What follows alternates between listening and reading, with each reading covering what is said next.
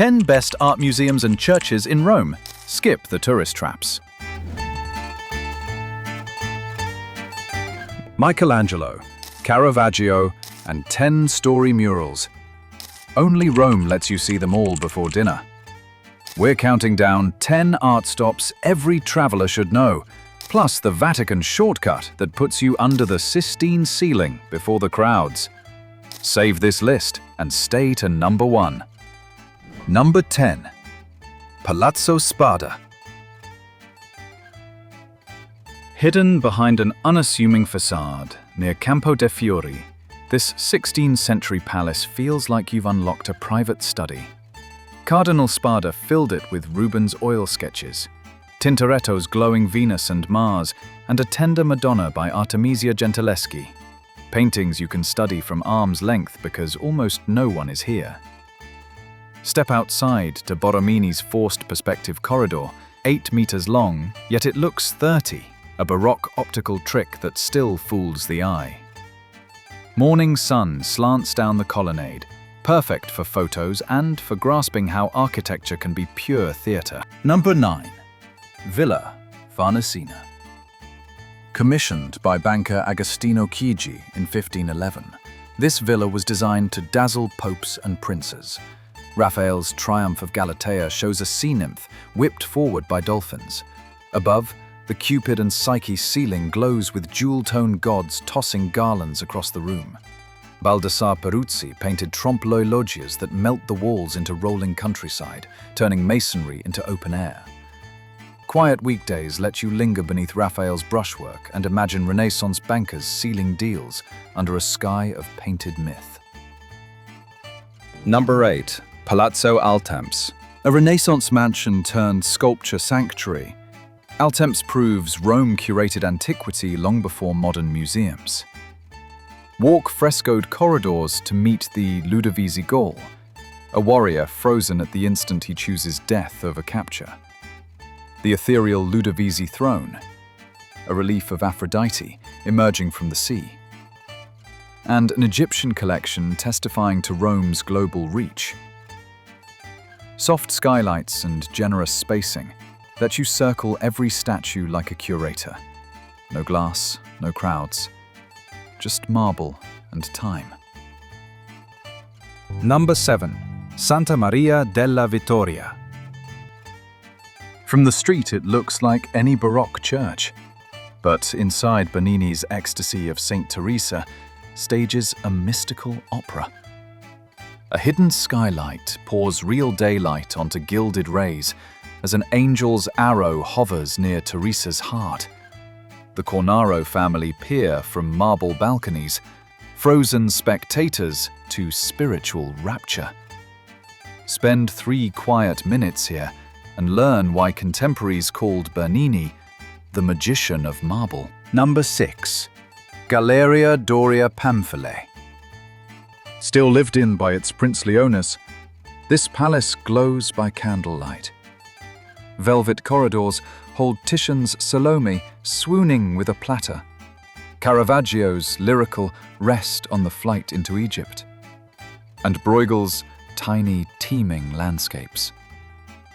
At the center hangs Velázquez's portrait of Pope Innocent X. So honest, the pontiff muttered, "Too true." The audio guide, voiced by Prince Jonathan Doria Pamphilj, mixes family gossip with art lore, turning each room into a whispered salon. Number 5. Palazzo Barberini. Pope Urban VIII's family palace is propaganda in paint and stone. Look up. Pietro da Cortona's allegory of divine providence explodes with clouds, gods, and Barberini bees bursting through an illusory ceiling.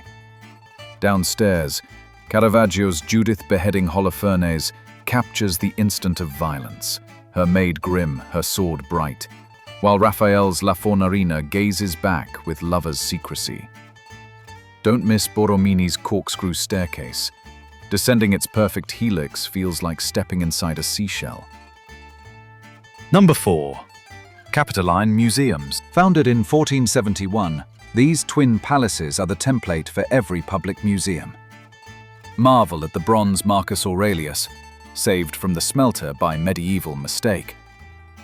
The poignant dying Gaul, muscles slack in noble defeat, and the she-wolf nursing Rome's legendary twins. Upstairs, Caravaggio's youthful fortune-teller picks a nobleman's pocket while maintaining angelic calm. Step onto the tabularium balcony, and the Roman Forum spreads beneath you like a one-to-one scale diorama. Antiquity inside and out. Number 3. Santa Maria del Popolo. One nave, three giants. In the Caravaggio Chapel, Caravaggio's Crucifixion of Peter tilts the cross toward the viewer, nails still fresh.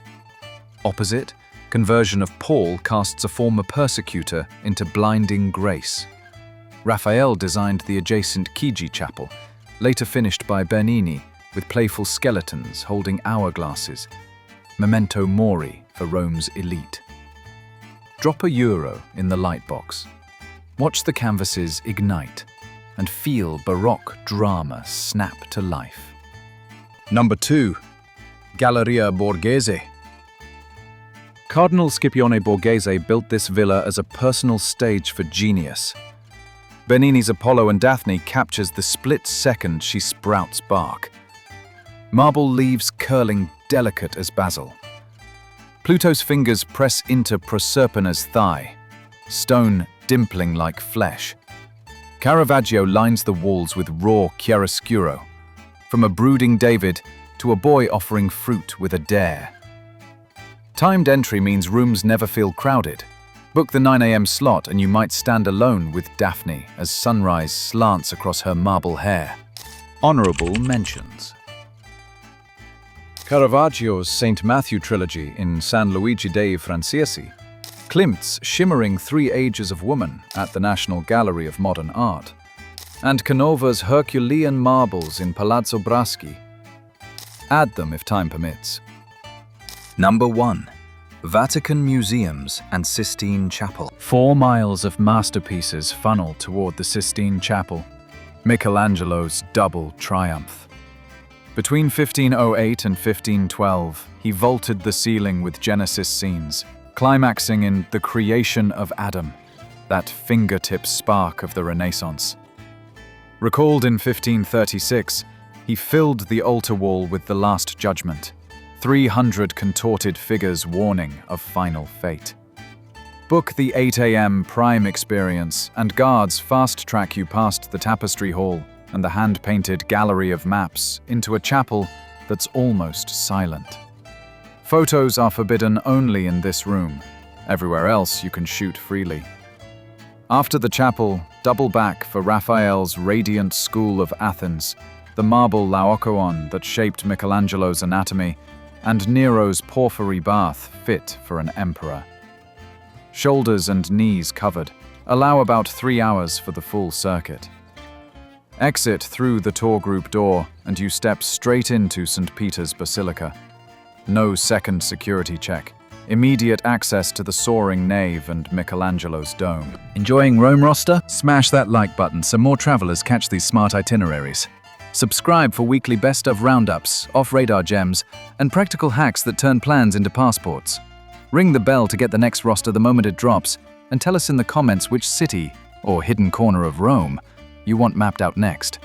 Safe travels, and we'll see you on the journey.